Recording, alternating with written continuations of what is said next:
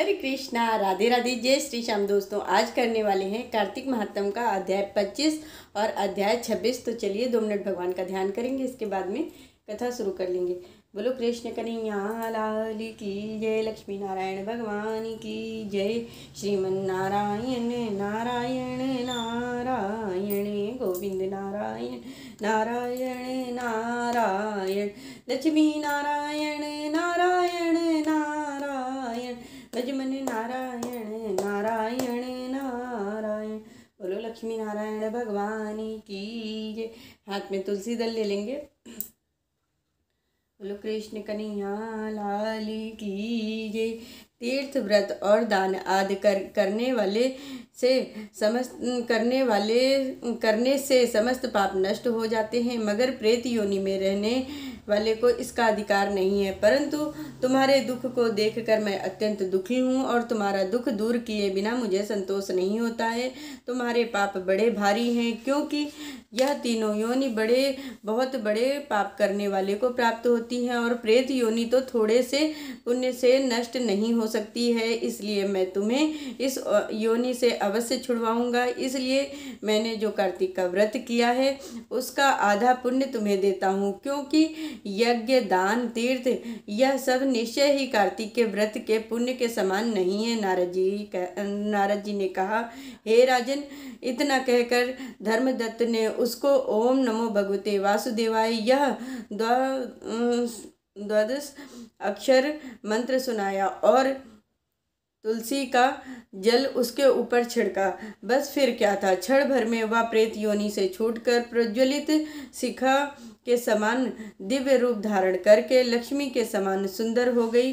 तब वह धर्मदत्त को दंडवत प्रणाम करके प्रसन्नता से गदगद होकर बोली, हे ब्राह्मण, आपके आशीर्वाद से मैं इस घोर नरक से छूट गई हूँ। नरक से छूट गई हूँ। मुझे पाप सागर में डूबती हुई के लिए आप नौका के समान हैं। नारद जी ने कहा, हे राजन, आप अभी कलह इस प्रकार कह रही थी कि वहाँ पर विष्णुगढ़ एक दिव्य विमान लेकर आए। विमान के द्वार पर अप्सराएं और गण बैठे हुए थे। धर्मदत्त ने उन सबको दंडवत प्रणाम किया। पुण्यशील और सुशील नामक भगवान विष्णु के गण ने धर्मदत्त को अपने हाथों से ऊपर उठाकर उनका अभिनंदन करके उन्होंने कहा कि हे द्विज श्रेष्ठ, आप धन्य हैं, जो कि आप सदा भगवान विष्णु के व्रत तथा कथा और सेवा में लगे रहते हैं। आप सर्वदा दीन दुखियों पर दया करते रहते हैं। आपने जो अपने बाल्यकाल में पवित्र और शुभ कार्तिक का व्रत किया था, उसके आधे फल से कलह के पूर्व जन्म के एकत्रित सब पाप को नष्ट कर दिए हैं। यही नहीं, आपकी कृपा से उसके सैकड़ों जन्म के पाप नष्ट हो गए हैं। आपके जागरण आदि के करने के पुण्य प्रभाव से आकाश मंडल से यह विमान आया है। हे ब्राह्मण, अब हम इसे भांति भांति के भोगों से युक्त बैकुंठ में ले जा रहे हैं। आपके दान पुण्य के प्रभाव से, कार्तिक के व्रत तथा तुलसी पूजा के प्रभाव से यह भगवान विष्णु के निकट रहेगी। आप भी इस जन्म के पश्चात अपनी दोनों स्त्रियों सहित बैकुंठ लोक में भगवान विष्णु के समीप रहोगे और मुक्ति प्राप्त करोगे। हे दया सागर, वह मनुष्य धन्य है और जन्म उन्हीं का फलीभूत है जिन्होंने तुम्हारी तरह भगवान विष्णु की भक्ति की है, क्योंकि भगवान विष्णु अपने भक्तों का सदा भला ही करते हैं। वह सब कुछ देते हैं, और जिन्होंने प्राचीन काल में उत्तानपाद के पुत्र को ध्रुव स्थान में पहुँचाया, जिसके स्मरण मात्र से प्राणियों की सद्गति हो जाती है। प्राचीन काल में भगवान विष्णु केवल अपने नाम के स्मरण से ही ग्राह द्वारा पकड़े हुए हाथी को हस्त योनि से मुक्त कर के जय नाम देकर उसको अपना पार्षद बना लिया। तुमने उसी विष्णु की सेवा की है इसी से तुम अपनी दोनों स्त्रियों सहित 1000 वर्ष तक भगवान विष्णु के समीप रहोगे। जब तुम्हारा पुण्य क्षीण हो जाएगा तब तुम पृथ्वी पर सूर्यवंश में अपनी दोनों पत्नियों के साथ दशरथ के नाम से प्रसिद्ध राजा हो जाओगे, और यह कला तुम्हारे आधे पुण्य की भागीदारी होने के नाते तुम्हारी तीसरी भार्या होगी। भगवान विष्णु तुम्हारे पुत्र के रूप में तुम्हारे निकट रहेंगे और देवताओं का कार्य करेंगे। भगवान विष्णु को प्रसन्न करने वाले तुम्हारे कार्तिक व्रत से अधिक महत्वपूर्ण यह दान तीर्थ आदि और कोई भी नहीं है। हे दया सागर, तुम धन्य हो, क्योंकि तुमने जगत गुरु भगवान विष्णु को प्रसन्न करने के लिए कार्तिक का व्रत किया है और इसके आधे पुण्य के फल की भागीदारी इस कला को इस समय हम अपने साथ विष्णु लोक को ले जा रहे हैं।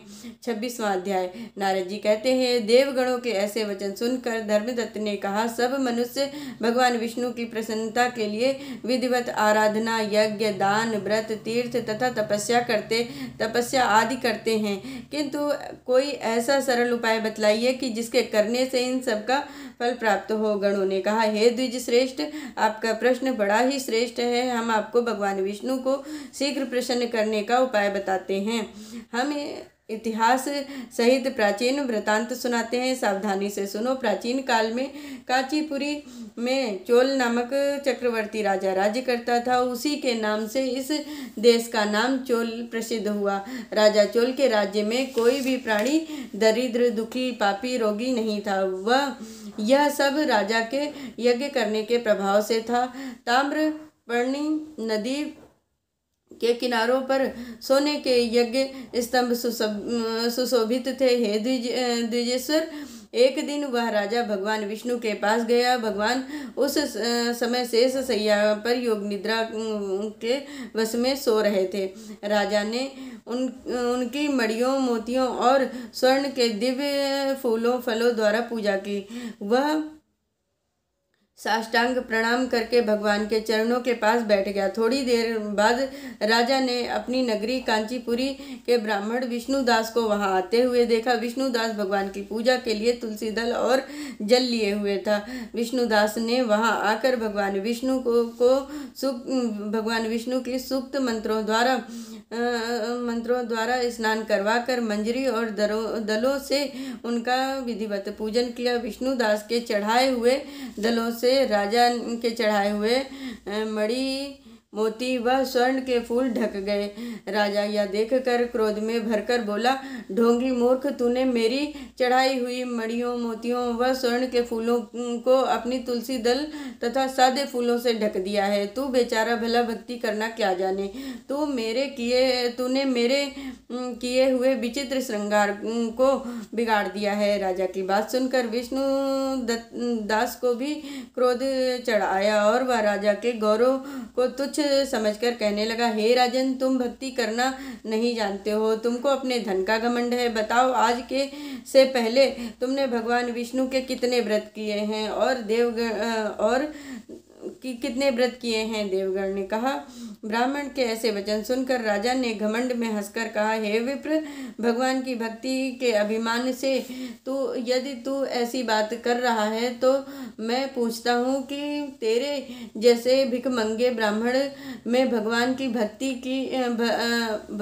भक्ति ही कितनी है, क्योंकि तुमने आज तक भगवान को प्रसन्न करने के लिए कुछ भी नहीं किया है, ना ही कोई मंदिर बनवाया है, ना ही और तो तुम भला इस प्रकार की भक्ति का जैसे कि तुम कर रहे हो क्या गर्व कर सकते हो। यहाँ जितने भी ब्राह्मण बैठे हैं मेरी बात को ध्यानपूर्वक सुने और देखें कि भगवान विष्णु के दर्शन मुझे होते हैं या इसके बाद दोनों की भक्ति के संबंध में आप लोग जान लेंगे। देवगण ने कहा। ऐसा कहकर राजा अपने महल को चला आया और वहां जाकर उसने अपने पुरोहितों मुग्दल को आचार्य बनाकर विष्णु यज्ञ आरंभ किया। उसने उस यज्ञ में अनेकों ऋषियों महर्षियों को बुलवाया। उन सबको बहुत सा अनाज और नगदी आदि दक्षिणा दी। जो यज्ञ पहले ब्रह्मा जी ने गया में किया था वही यज्ञ राजा चोल ने अपनी नगरी में किया। भगवान विष्णुदास भी अपने मंदिर में ही रहकर भगवान की प्रसन्नता के लिए व्रत करने लगा। उसने माघ और कार्तिक माह के व्रत किए, तुलसी के वन की और एकादशी को भगवान विष्णु के 12 अक्षर का मंत्र जाप किया।